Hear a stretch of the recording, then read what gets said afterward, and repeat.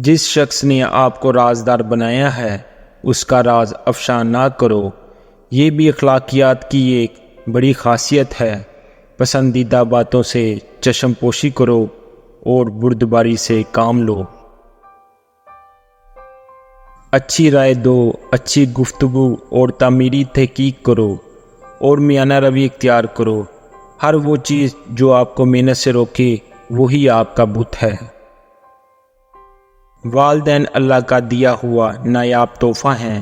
اولاد سے والدین کا رشتہ ایسا ہے کہ وہ بنا کسی شرط کے اپنی اولاد کی پرورش کرتے ہیں اور ان کی ہر خواہشات کو پورا کرتے ہیں۔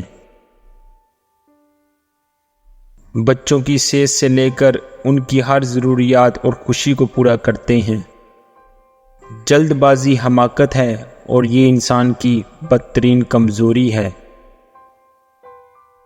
شارٹ کٹ کا متلاشی انسان ہمیشہ اضطراب میں مبتلا رہتا ہے۔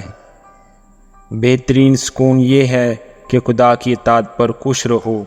علم اور بردباری انسانی سیرت کو راستہ کرتی ہے۔ عظمت و بزرگی کا بہترین ذریعہ نیک عمل ہے۔ غربت تمام جرائم کی ماں ہے۔ وقت ضائع کرتے وقت اس بات کا خیال رکھیں کہ وقت بھی آپ کو ضائع کر رہا ہے۔ اور موجودہ دور میں غریب کی کوئی عزت نہیں، لہذا کامیابی کے لیے سر توڑ کوشش کریں اور منفی لوگوں سے دور رہیں۔